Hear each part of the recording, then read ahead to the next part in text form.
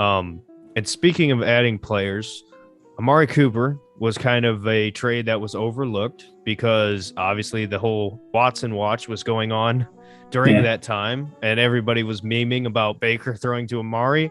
And I can't tell you how many times I almost hit tweet on the it's not going to be Baker throwing to Amari, and I never did. Yeah. But here we are. So, what do you think about that Amari Cooper, Deshaun Watson connection? Because I personally think for Kevin Stefanski's offense, what you're looking for is route runners with good hands.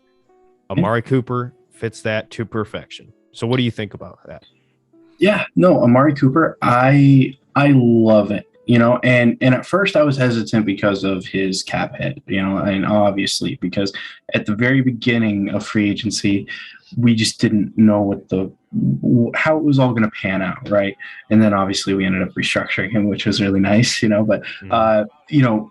not only that, but the way the wide receiver market fell, I mean, we really like Andrew Berry, hats off to him, because the fact that Christian Kirk is going to potentially be No making more than kidding. Amari Cooper, and we just traded a fifth round pick, and not only that, but just today Tyreek Hill got traded and signed to a $30 million a year deal, right?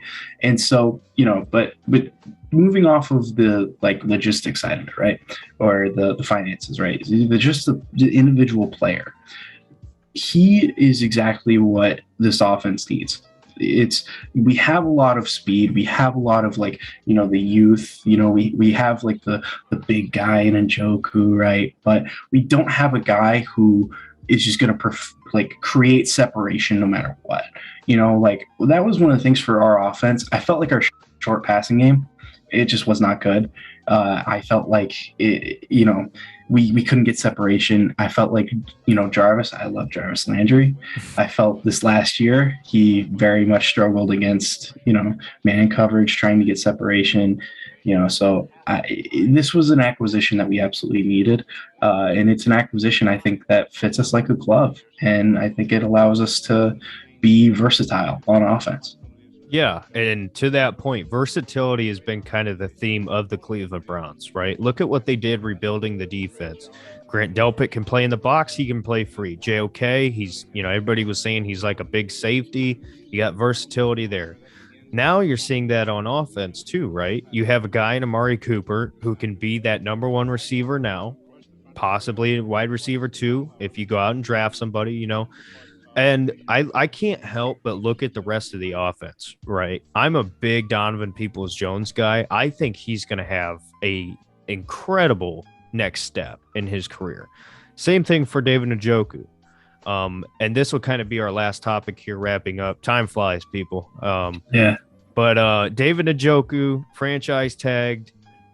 So my personal opinion on that is I would have liked to seen him locked up long term.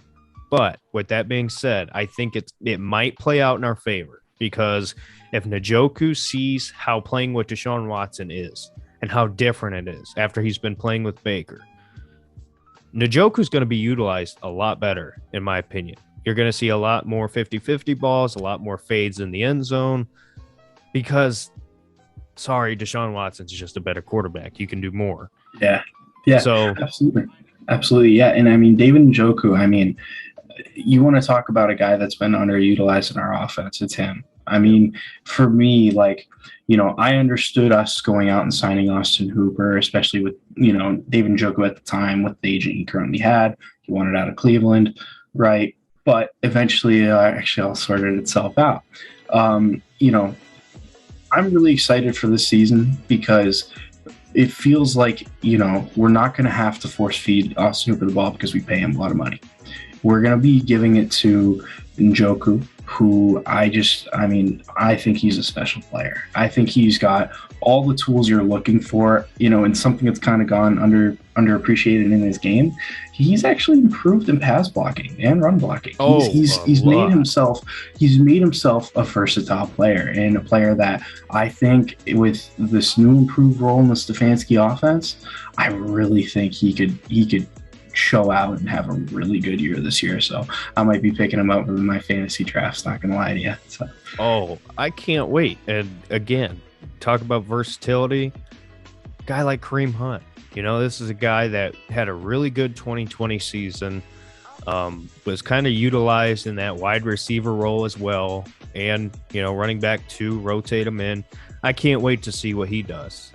But it's going to be an incredible, exciting rest of the offseason. Andrew Berry is still expected to make moves. I'm expecting Jadeveon Clowney. Will Fuller seems like a lock. That's everything that's being reported.